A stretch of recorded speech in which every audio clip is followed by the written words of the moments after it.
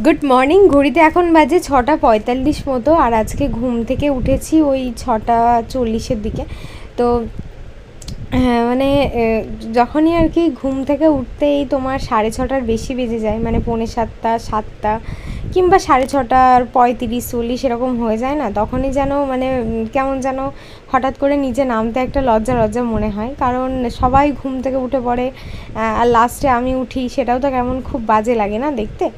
তো যাই হোক, এখন তো এখানে এসে, আগে তো সকালে যখন এখানে থাকতাম তখন তো খুব সকালে উঠতে হতো, ভোরবেলায় ওই 5টা, মানে শীতকালের দিকে হয়তো 5:30, আর গরমকালে হয়তো 4:45 এরকম টাইমে আর কি ঘুম ভেঙে যেত। তারপরে সকালে বাসি কাজকর্ম থাকতো। তো এখন তো আর সেরকম কোনো ধরো এখানে আর তেমন কোনো কাজকর্ম সেই রকম চাপের কিছুই করতে হয় না। তো সকালে ঘর বারান্দা ঝাড় দিয়ে শাশুড়িমা আর কি নিয়েছে। আমাদের মাটির ঘর হলেও কিন্তু প্রত্যেক দিন ঝাড়ু মোছা দেওয়া হয়, মানে ঝাড়ু দিয়ে মোছা লাগানো হয়। যেটা আর কি লোকে সানের ঘরে করে, সেটা আমাদের মাটির ঘরেও হয়, কারণ বাসি ঘর নাকি রাখতে হয় না। তো সেই রকম যেটা আমরা দেখে এসেছি, আমরাও আর কি সেরকমই আর কি নিয়ম পালন করি। তো মায়ের এদিকে নিকানো হয়ে গেছে, আর রাতেকার যে বাসনগুলো ছিল সেগুলো আমি ঘুম থেকে উঠে এখন দেখো ধুয়ে নিচ্ছি। আর তিধা কিন্তু এখনও ঘুম থেকে ওঠেনি। আর আমাদের সমস্ত বাসন টাসন, যেহেতু আমাদের মানে ঘরের দিক থেকে এই পায়খানা বাথরুমের দিকটা আর এই জলের দিকটা একটু আলাদা দিকে, তো সেই জন্য সন্ধ্যার পর থেকে আর আমাদের বাসন কোসন ধোয়ার জন্য এইদিকে আসা হয় না। মানে ওই রাতের যেটুকুনি বাসন থাকে সেইটুকুনি বাসন সকালবেলায় ধোয়া হয়, আর বাদ বাকি দুপুরেরটা তো দুপুরেই ধুয়ে নেওয়া হয়ে যায়। তো যাই হোক, বাসন টাসন ধুয়ে মা বললো যে আজকে একটু মুড়ি খাওয়ার জন্য আলু ভাজো। তো এক এক দিন তো এক এক রকম হয়, কোনো দিন পেঁয়াজ ভাজা, আজকে আবার আলু ভাজা হবে। তো আলুগুলো দেখো মোটামুটি প্রায়, গ্যাসটা না খুব একটা জোরে জ্বলছে না, হয়তো সমস্যা হয়েছে গ্যাসের একটু, তো খুব বেশি জোরে জ্বলছে না, মিডিয়ামভাবে জ্বলছে, এই জন্য একটু টাইম লাগছে। আলুটা অনেকক্ষণই ভাজতে দিয়েছি, তাও অনেকটা টাইম হয়ে গেল।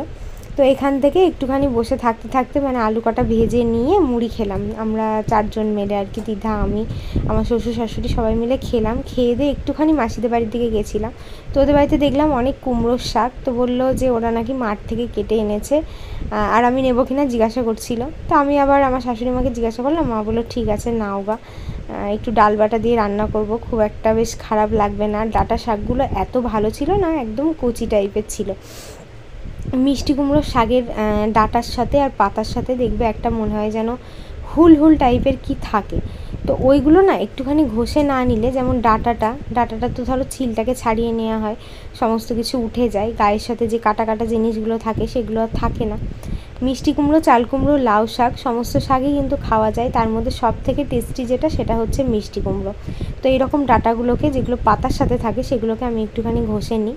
এরকমভাবে ঘষে নিলে যে কাটা কাটাগুলো থাকে ওগুলো সব উঠে যায়। তো খাওয়ার সময় না মুখে আর কোনো কিছু বাধে না। অনেক ক্ষেত্রে দেখবা অনেকে এরকম করে পরিষ্কার করে কাটে না বলেই কিন্তু মানে মানে ডাঁটার সাথে যে কাটাগুলো থাকে সেগুলো চলে যায়। তো তারপরে পাতাতেও অনেক কিন্তু হুল হুল টাইপের থাকে, তো পাতাগুলো ওই জন্য এরকমভাবে ভালো করে দেখে নিতে হবে পরিষ্কার করে। সব কিছু করলেই হয় না, অনেক রকম নিয়ম থাকে, সেই নিয়মগুলো মেনটেন করলেই কিন্তু প্রপার ঠিকঠাকভাবে হয়। মানে করা তো সব রকমভাবেই যায়, কিন্তু কিছু নিয়ম, কিছু রুলস থাকে। তো এরকমভাবে পাতাগুলোকে সুন্দর করে হাতে ঘষা নিয়ে দিচ্ছি, যাতে আর কি ওই হুলগুলো আর না থাকে, হুলগুলো উঠে যায়। তো মিষ্টি কুমড়োর ক্ষেত্রে তেমন হুলগুলো খুব একটা শক্ত হয় না, কিন্তু চাল কুমড়োর ক্ষেত্রে কিন্তু ভীষণ শক্ত হয়, মানে একদম কাটা কাটা ফোটে আর কি হাতে। তো হাত দিয়ে দিয়ে খুব ভালো করে ঘষে টষে নিয়ে কেটে কুটে দিয়েছিলাম মাকে। আর আজকে দুপুরে রান্না কিন্তু আমি করিনি, আজকে দুপুরে মায়ে রান্না করেছিল। তো পুঁটি মাছ রান্না করেছিল, আর পুঁটি মাছের পেটের ভিতরে দেখি অনেকটা পরিমাণে ডিম, আর আমার মেয়ে তো মাছের ডিম খেতে খুব ভালোবাসে। মানে এমনি রুই মাছের আলাদা করে ডিম কিনলে খাবে না, কিন্তু কোনো মাছের পেটের মধ্যে যদি ডিম থাকে, সেটা মাছ শুদ্ধ রান্না হয়, তাহলে ওর খুব ভালো লাগবে। আর খেতে খেতে তো আজকে দেখাতে ভুলেই গেছি দুপুরে কি রান্না হয়েছিল। দুপুরে আজকে কাঁচা টমেটো দিয়ে পুঁটি মাছের টক, মিষ্টি কুমড়োর শাক, আর পোনা মাছের আলু দিয়ে ঝোল, এই হয়েছিল আজকে দুপুরের রান্না। তো কি ব্যাপার, কি হলো, জ্বর হয়েছে নাকি? জ্বর ভালো হচ্ছে না, রুগী হয়ে গেলেন তো, রং খেলে, অত রং খেললে। তো এটা হচ্ছে আমার জামাইবাবু, মানে আমার মামার বড় জামাই। তো এই জামাইবাবুর সরষেই আমার এত দূরে বিয়ে হয়েছিল, 7 সমুদ্র 13 নদীর পাড়ে। আমি কিন্তু বিয়ের আগে এখানে কখনোই আসিনি, মানে জাস্ট বিয়ের পরে এখানে আসা, কারণ আমার শ্বশুরবাড়ি আর বাপের বাড়ির দূরত্বটা কিন্তু একদম অনেকটা। আমার মেয়ে ফোন নেবে বলে কেমন বিরক্ত করছে। Good afternoon. দুপুরের ভাত টাত খেয়ে একদম আমার বেস্ট একটা জায়গা। এই জায়গাটা যারা আমার পুরনো ভিউয়ার্স আছে তারা তো খুবই মানে এই জায়গাটার সাথে পরিচিত। ভিডিও করার জন্য সব থেকে ভালো একটা জায়গা, মানে এখানে বসে যে কত ভিডিও বানিয়েছি তার কোনো ঠিক নেই, কারণ এর পিছনেই আছে একটা ছোট জানালা দিয়ে আলোটা খুব সুন্দর আসে, আর মোবাইলটা রাখারও মানে স্ট্যান্ডের দরকার হয় না, খুব সুন্দর একটা জায়গা আছে। আর এই যে স্পেসটা, মানে এখানে আমার আলমারি আছে আর এই সাইডে খাট, এই খাটের মাঝখানে গলিটুকুনিতে মানে আমিই একমাত্র বসতে পারি। দিদার পাপা আসলেও এই জায়গাটুকুনির মধ্যে বসা হয় না, দিদার তো হবেই, আমার হবে মানে দিদার হবে। তো যাই হোক, আজকে টাইটেল আর থাম্বনেল দেখে তো তোমরা বুঝেই গেছো যে কোন টপিক নিয়ে আজকে কথা বলবো। মানে বিগত 1 মাস ধরে আমার পুরো কমেন্ট বক্স জুড়ে একটাই কমেন্ট আসে যে দিদি তুমি কি প্রেগনেন্ট, তুমি কি আবার প্রেগনেন্ট। প্রচুর কমেন্ট এসছে, মানে এত এত এত এত কমেন্ট এসছে বলে বোঝাতে পারবো না। কেউ তো বলেছে আমি 100% শিওর তুমি প্রেগনেন্ট। এবার বলি এটা সবাই কেন বলছে, কারণ কিছুদিন যাবৎ আমার শরীরটা খুবই খারাপ ছিল, আমি সেই জন্য ঠিকঠাকভাবে ভিডিও দিই না, যেহেতু আমি প্রত্যেক দিন ব্লগ দিই। তো কিছুদিন যাবৎ আমি বলেছি যে আমি অসুস্থ, আমার শরীরটা খারাপ, শরীরটা ভালো হলে আবার ডেইলি তোমাদেরকে ব্লগ দেব। তো সেই জন্যই আর কি সবাই ভেবেছে যে আমি প্রেগনেন্ট। তো অ্যাকচুয়ালি মেন কথাটা যেটা হচ্ছে সেটা হচ্ছে তোমরা যেটা ভেবেছো সেটা পুরোপুরি একদমই ঠিক, একটুও ভুল না, পুরোপুরি ঠিক। এবার বলি এতদিন তোমাদেরকে জানাইনি কেন, কারোরই তেমন কোনো কমেন্টের রিপ্লাই দিইনি, হয়তো ইমোজি সবার কমেন্টে আজকে এখানটা খামচে গেছে, আমাদের রক্ত বেরিয়ে গেছে, তো হয়তো ইমোজি রিয়াক্ট করেছি, তাছাড়া কিন্তু এখনও কারোর কমেন্টে সেভাবে আমি রিপ্লাই করিনি যে হ্যাঁ কি না, কোনোটাই রিপ্লাই করিনি।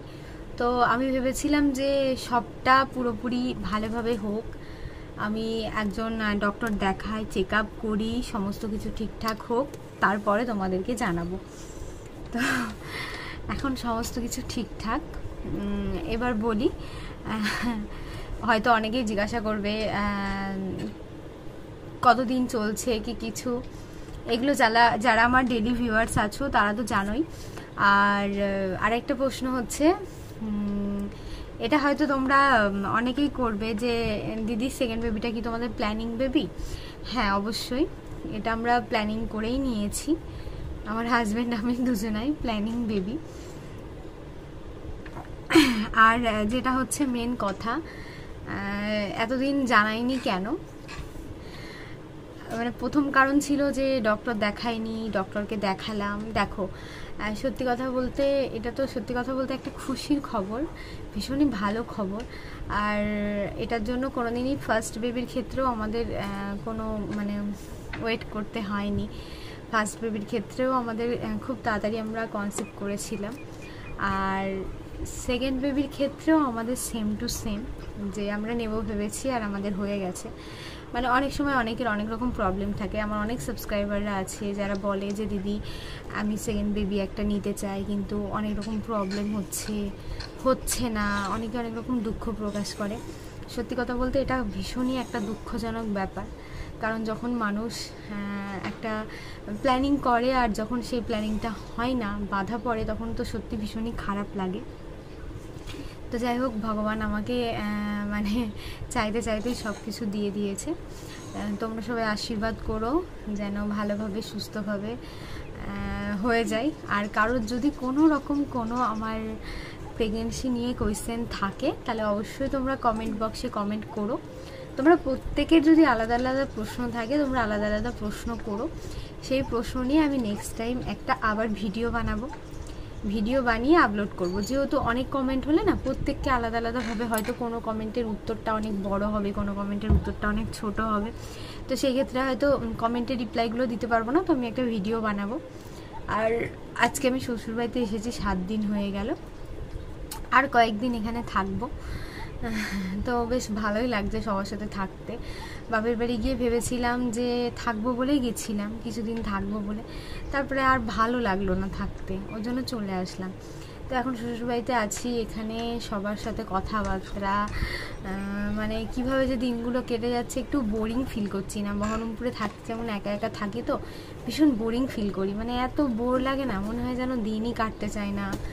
এই মানে সারাদিন শুয়ে বসে, আর এখন যেন মনে হচ্ছে কখন সকাল হচ্ছে, কখন সন্ধে হয়ে যাচ্ছে, কখন রাত হয়ে যাচ্ছে, বুঝতেই পারছি না। সবার মাঝে থাকার হয়তো ভালো দিক এটাই। আর যার যার যা প্রশ্ন আছে আমাকে করতে পারো, আমি সবার প্রশ্নের উত্তর নেক্সট একটা ভিডিওতে দেব। তো যেটা জানানোর ছিল সেটা জানিয়ে দিলাম। মোটামুটি আমাদের বাড়ির সবাই জেনে গেছে ব্যাপারটা, তো আমি তেমনভাবে কাউকেই জানাইনি। তো ডক্টর দেখানোর পরেই সবাইকে জানিয়েছিলাম। আর মেনলি যেটা আমার ইউটিউব ফ্যামিলি, তোমাদেরকে জানানো বাকি ছিল, তোমাদেরকে জানিয়ে দিলাম। যারা যারা আমার ভিডিও দেখে, যারা যারা জানতো না আমার পার্সোনাল কিংবা কি বলবো, তারাও ধরো জেনে গেল। ব্যাপারটা আর চাপাচাপি কিছু থাকলো না। আর এটা এমন একটা জিনিস তুমি চাপাচাপি করে রাখতেও পারবে না, হয়তো খুব বেশি হলে হয়তো 5-6টা মাস তুমি চাপাচাপি করে রাখতে পারবে, তারপরে তো সবাই জেনেই যাবে। তো এটা কোনো ব্যাপার না, সবাই আশীর্বাদ করো যেন একটা সুস্থ সবল, মানে সব কিছু যেন সুস্থভাবে হয়ে যায়, এটাই চাওয়া ভগবানের কাছে, আর কিছু না। সুস্থ সবল হয়, এটাই চাওয়া। তো চলো আজকের ভিডিওটা এখানেই শেষ করছি। সবাই খুব ভালো থেকো, সুস্থ থেকো, সাবধানে থেকো। নেক্সট একটা ভিডিওতে দেখা হবে।